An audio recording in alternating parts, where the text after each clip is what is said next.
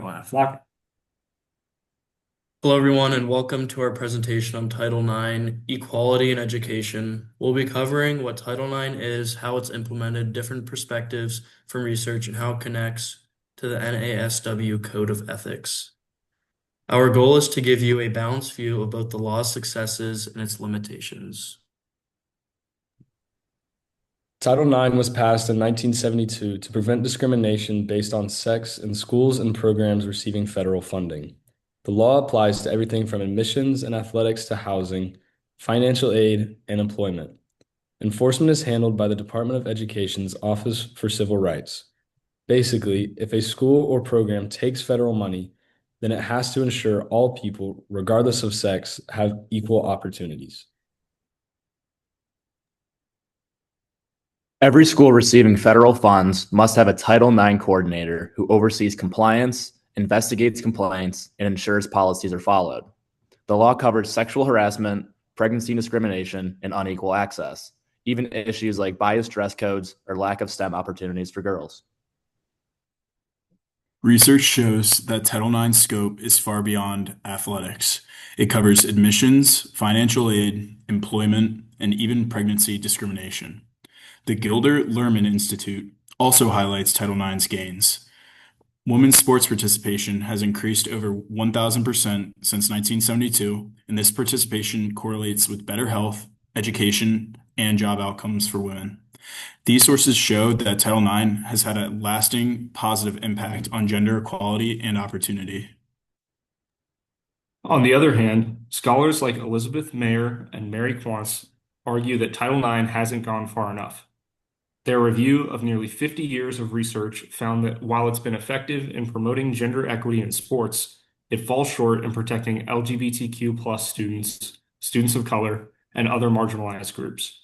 The American Psychological Association also notes that despite progress, underreporting and inconsistent enforcement remain major problems.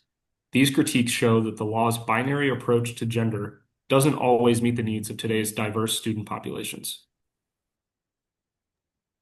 While Title IX has made huge strides in promoting gender equality, researchers and policymakers still find areas where it falls short, especially for students whose experiences don't fit traditional gender categories. Elizabeth Meyer and Mary Quantz argue that Title IX's language and enforcement have historically focused on a binary understanding of gender. Because of that, LGBTQ plus students, students of color, and other marginalized groups often face gaps in protection. For instance, students have reported discrimination based on gender identity or sexual orientation that wasn't always addressed under older interpretations of the law. In 2025, the U.S. Department of Education proposed new Title IX regulations that would expand protections to explicitly cover sexual orientation and gender identity.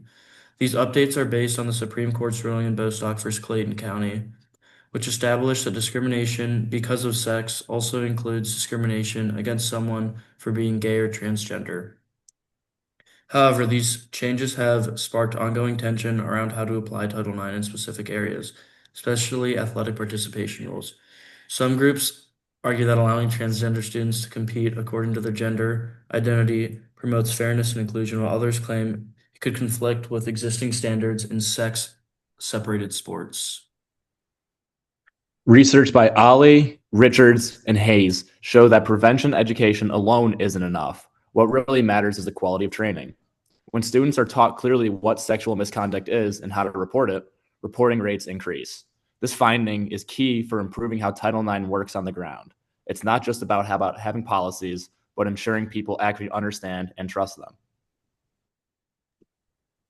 The National Association of Social Workers strongly supports Title IX's mission because it directly aligns with our professional ethics. The values of social justice and dignity and worth of the person are core to both Title IX and the NASW Code. NASW's official comments to the Department of Education in 2022 and its testimony in 2023 both emphasize protecting LGBTQ plus and pregnant students from discrimination. So, from a social work perspective, Title IX isn't just a policy, it's an ethical obligation to advocate for fairness and inclusion. The future of Title IX depends on how well we can balance inclusion and fairness. The biggest challenge now is consistent enforcement of the policy and ensuring every student feels protected. Social workers play an important role here through advocacy, educating students about their rights, and pushing institutions to reform policies that leave certain groups behind. This leads us into our conversation questions. First, has Title IX fully achieved gender equity in education, and why or why not? Secondly, how should schools balance inclusion, fairness, and due process when applying Title IX? Thank you. These are our sources. We hope you learned something new about Title IX.